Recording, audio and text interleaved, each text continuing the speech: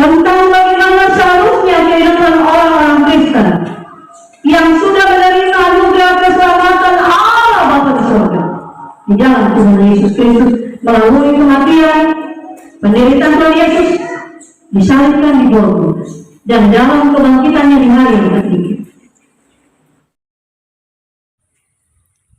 Selamat berjumpa kembali teman-temanku dimanapun berada. Semoga kita semuanya ada dalam keadaan sehat walafiat, tak kekurangan satu apapun. Shalom bagi kita semua. Kembali saya nak menyampaikan uraian firman Tuhan atau khotbah yang akan disampaikan oleh Ibu Pendeta Deborah Indriani, tafsir Master Teologia, yang saya dapatkan dalam ibadah minggu kemarin. Namun pada kesempatan ini saya baru share kepada teman-teman seperti apa khotbah dan firman Tuhan yang disampaikan. Kita dengarkan bersama di video ini. Selamat mendengarkan. Jika Timotius datang kepadamu, usahakanlah supaya ia berada di tengah-tengah kamu tanpa takut, sebab ia mengerjakan pekerjaan Tuhan sama seperti aku. Jadi janganlah ada orang yang menganggapnya rendah, tetapi tolonglah dia supaya ia melanjutkan perjalanannya dengan selamat, agar ia datang kembali kepadaku. Sebab aku di sini menunggu kedatangannya bersama-sama dengan saudara-saudara yang lain. Tentang saudara Apolos, telah berulang-ulang aku mendesaknya untuk bersama-sama dengan saudara-saudara lain mengunjungi kamu, tetapi ia sama sekali tidak mau datang sekarang. Kalau ada kesempatan, baik nanti ia akan datang. Berjaga-jagalah, berdirilah dengan teguh dalam iman, bersikaplah sebagai laki-laki dan tetap kuat. Lakukanlah segala pekerjaanmu dalam kasih. Ada satu permintaan lagi kepadamu, saudara-saudara. Kamu tahu bahwa Stefanus dan keluarganya adalah orang-orang yang pertama-tama bertobat di Akhaya, dan bahwa mereka telah mengabdikan diri kepada pelayanan orang-orang kudus. Karena itu taatilah orang-orang yang demikian, dan setiap orang yang turut bekerja dan berjerih payah. Aku bergembira atas kedatangan Stefanus, Fortunatus, dan Akhaikus, karena mereka melengkapi apa yang masih kurang padamu. Karena mereka menyegarkan rohku dan roh kamu. Hargailah orang-orang yang demikian. Berbahagialah setiap orang yang mendengar firman Allah dan yang memeliharanya di dalam hidupnya. Haleluya.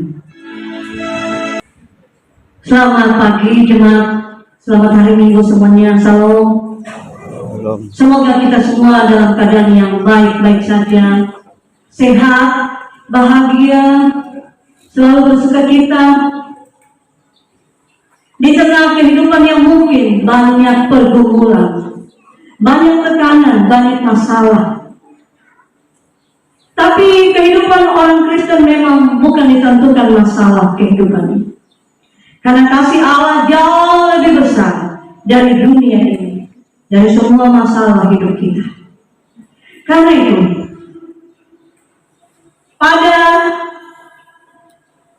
pelayanan murid-murid Tuhan Yesus di abad pertama, ketika gereja berdiri di dunia ini di atas batu karang yang kokoh. Siapa batu karang itu? Tuhan Yesus.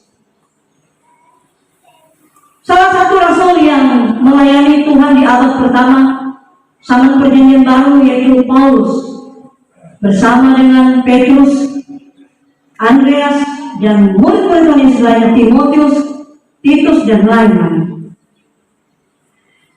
Paulus pertama kali mengunjungi kota Korintus pada perjalanan misinya, perjalanan misi pekabaran Injilnya yang kedua. Jadi pada perjalanan pekabaran Injil yang kedua, pertama kali Rasul Paulus menginjakkan kaki di kota Korintus.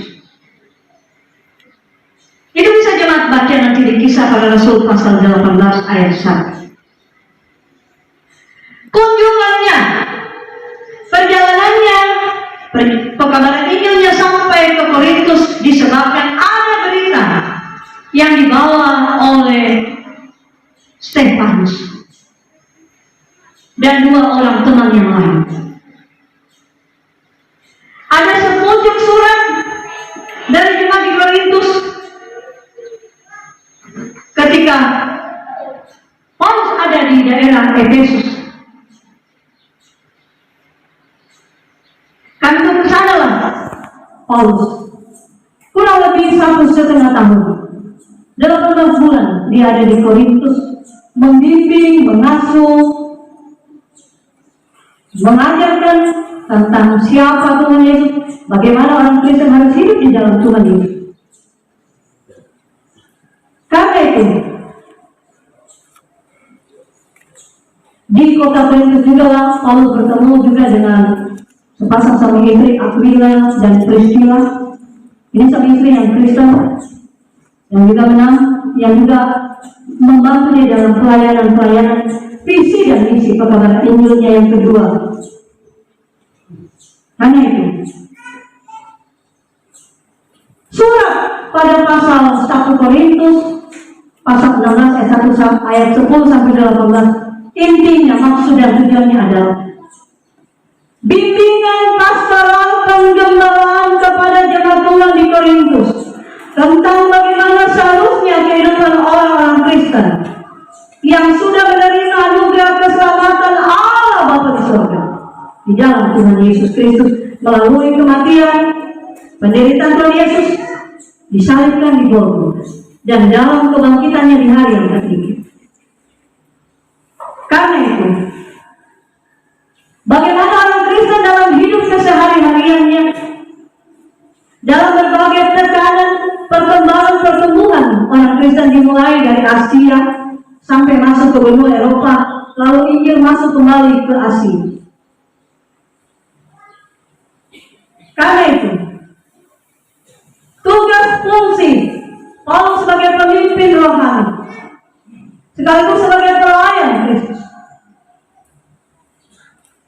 membimbing, melatih, membina, bukan membinasakan, tapi membina, mengayomi, mengajar jemaat. Tentu tidak sendiri. Karena itu dalam pembacaan tadi ada beberapa nama orang Kristen yang disebut. Hai orang-orang jemaat di Korintus, terimalah si A, si B, si C. Terimalah Timotius, terimalah Stefanus,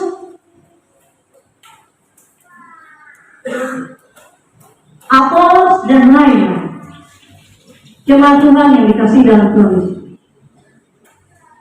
Ketika saya membaca firman Tuhan ini, pertama-tama saya bercermin dari diri saya pribadi dan tentu kami para pendeta-pendeta, karena selalu dalam satu periode kan kami harus ke sana, ke sini, ke situ. Ya. Saya bersyukur secara pribadi ketika dalam pelayanan sebagai pendeta, hamba Tuhan, pelayan Tuhan, abdi Tuhan Yesus, ditempatkan di jemaat-jemaat dan sampai di jemaat Baitani sekarang Sari Balikijati, jemaat Mobil Giti Sari dan Lebak. Berjumpa dengan saudara-saudara itu, kekasih-kekasihku seiman, saudara-saudaraku seiman dalam Tuhan Yesus. Mulai dari anak-anak, sekolah minggu, remaja, pemuda, ibu, bapak, kakek, nenek, om, tante, semua. Bersama dalam persekutuan jemaat Baitani sekarang Sari di Balikijati. Saya tadi jam 7 pelayanan di Giti. Ya, di kita cuma tinggal 10 jiwa. Ya, tidak sampai 10 jiwa datang ibadah. Tapi saya selalu happy, saya selalu bahagia. Berapapun jiwa yang datang. Karena memang jumlahnya memang tidak banyak. Kalau saya datang bimbing ibadah di baik kami sekali lalu yang datang hanya 3 orang atau di bawah 10 orang, pasti saya akan kecewa, Pak. Karena jumlah jemaat kita kan lebih dari 100 jiwa kan, ya kan? Wah, saya tidak begitu nih anak-anak suami gue ya. Kalau yang datang 170 kakak kali 2 saja sudah 300. Kalau yang tapi ini lebih dari mungkin 50 orang ini, saya tidak. Ya biasanya begitu kalau persembahan begitu berapa orang yang datang. Kalau yang datang hari ini hanya 10 orang, nah, secara pribadi saya kecewa, bukan karena saya kira tidak ada orang yang datang dengan kota saya, bukan. Tapi saya lebih kecewa karena waktu mana semua orang-orang ini, misalnya kenangan semua jemaat ini. Tapi apapun itu kan tanggung jawab pribadi masing-masing orang kan. Tidak ada paksaan menyuruh orang masuk gereja dan ini dan itu. Karena tanggung jawab pribadi kita yang akan menghadap hadirat Tuhan secara pribadi. Aneh. Kalau firman Tuhan ada beberapa hal di sini. Ada 5 hal penting untuk kita. Berjaga-jagalah, berdirilah dengan teguh dalam iman, bersikaplah sebagai laki-laki. Apa maksudnya laki-laki? Tercakup di sini juga sebagai perempuan, karena di jemaat gereja tidak ada laki-laki, tapi juga ada perempuan. Tidak ada orang dewasa, tetapi anak-anak. Bersikaplah sebagai orang Kristen yang dewasa dan bertanggung jawab dalam iman di dalam nama Tuhan Yesus. Yang keempat, tetap kuat di dalam Tuhan Yesus. Dan yang kelima, kerjakan, lakukan, laksanakan. Ini yang paling penting. Karena itu jemaat baik tadi sekarang sehari berbicara, belajar dari berita firman Tuhan hari ini.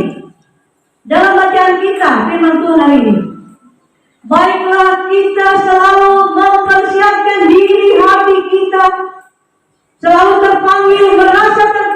merasa rindu atas panggilan kasih Tuhan Yesus dalam berbagai ibadah, pelayanan, persekutuan, pengajaran, pekabaran Injil.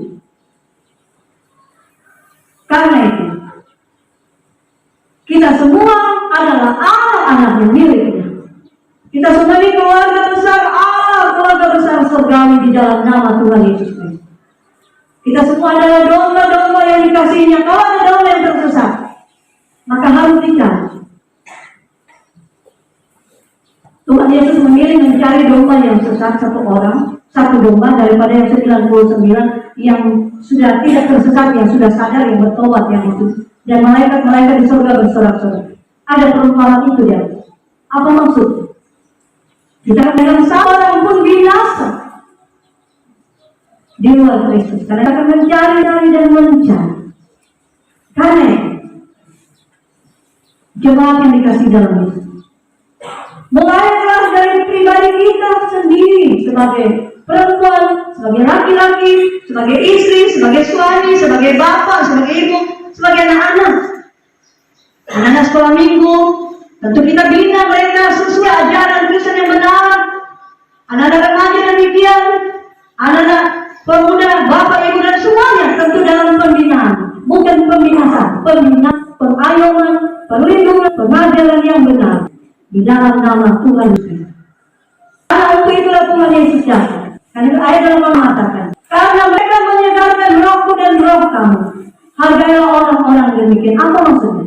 Mari kita saling mengasihi, menyayangi, menghargai.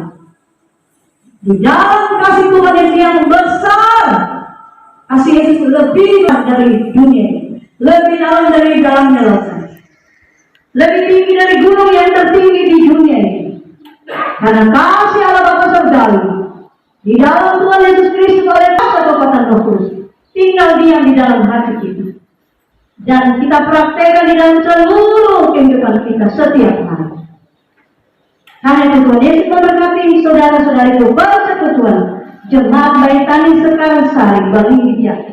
Dari hari ini, esok kekal selama-lamanya. Amin.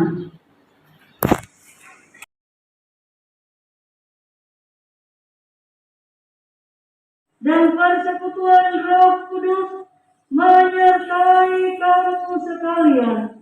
Amin.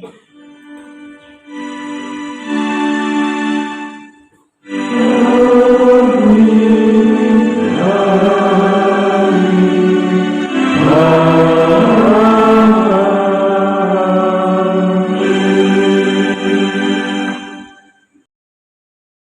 Demikian tadi khotbah atau firman Tuhan yang diuraikan oleh Ibu Pendeta Deborah Indriani Tafsir Master Teologia yang saya dapatkan dalam ibadah hari Minggu kemarin dan baru hari ini saya share kepada teman-teman. Terima kasih sudah menonton. Shalom.